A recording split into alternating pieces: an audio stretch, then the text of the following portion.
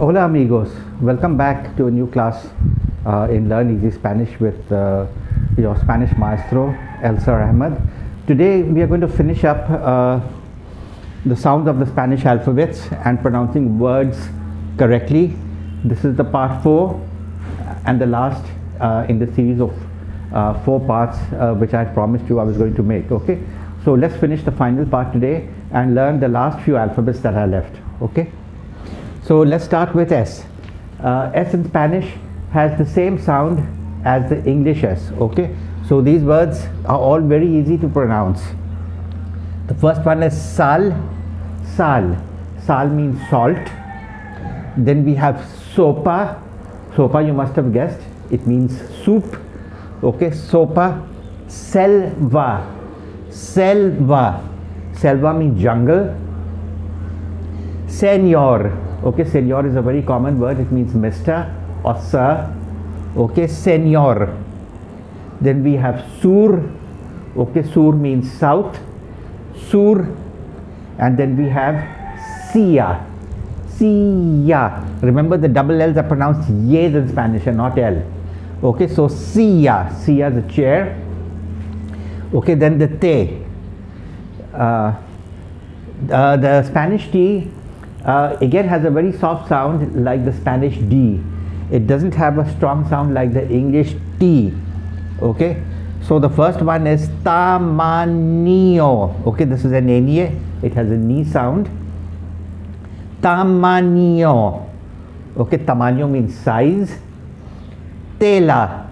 Tela means material or cloth. Okay, tela. Tela. Tiro. Tiro means a shot. A gunshot is called a tiro. Okay. Tiro also is the first person conjugation of the verb tirar. Tirar means to throw something out. So tiro. Toro. Toro. Toro is a bull. And Turquía. Turquía. Turquía is the country Turkey. Okay. Turquía. Okay. Then let's go to the U. The U has an U sound in Spanish, okay, U, as in uvas, uvas, uvas are grapes.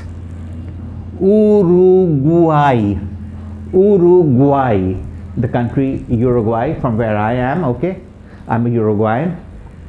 Uruguay, Unico, Unico, now again there's an accent mark on the U. Remember, I've explained to you, wherever there's an accent mark on an alphabet, we stress that alphabet a little bit, okay? So, unico. Unico is unique or the only. Urico. Urico is uric or urea, okay? Urico. Then we have the Spanish V. The Spanish V's are a little complicated.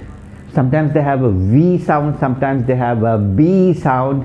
In most countries they have a B sound, okay? I'll give you a slight difference when usually people pronounce it as a V when it's pronounced as a B.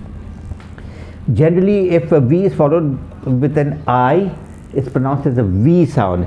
Otherwise, usually it's pronounced most commonly, okay, not always. And depends on the country as well again, okay? It has a B sound, okay? So the first one can be pronounced vaso and baso. You'll mostly hear people saying baso like a B, B-A-S-O. Baso. Baso means a glass. Vaca. Vaca is a cow.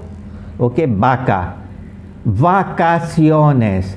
Now the vacaciones has a V sound. In most people will pronounce it as vacaciones. Voy de vacaciones. You will also hear sometimes vacaciones.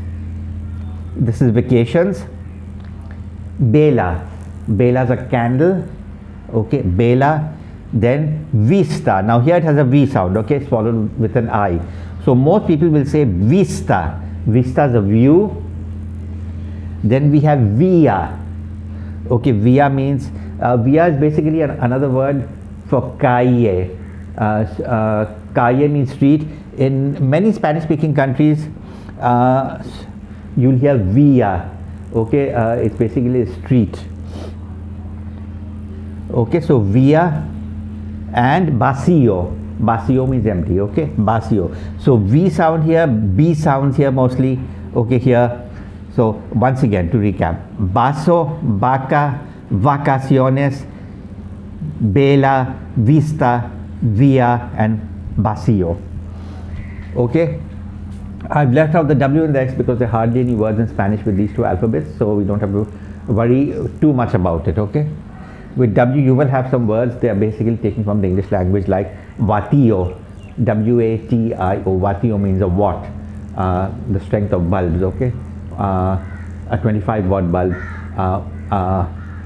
Una lamparita de 25 vatios. Bulbs are called lamparitas in some countries.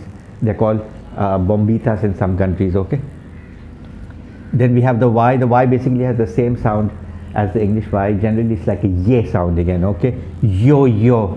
Yo-yos is that toy that children play with, and even many adults play with, okay? Yo-yo. Yema. Yema is the yolk of an egg.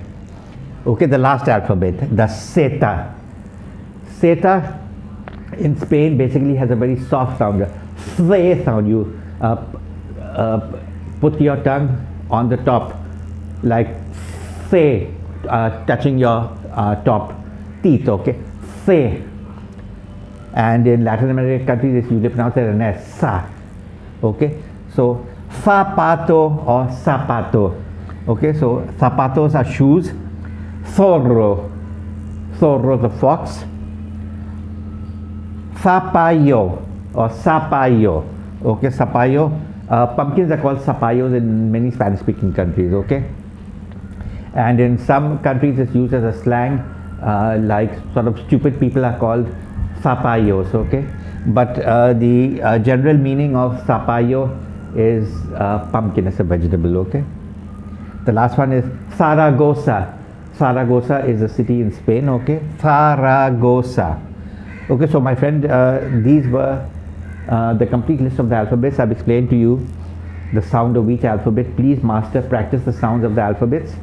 And remember, I will repeat once again, each Spanish alphabet has a particular sound, okay? That sound never changes in any word, which is the advantage of the Spanish language. It's really easy to pronounce Spanish words, okay?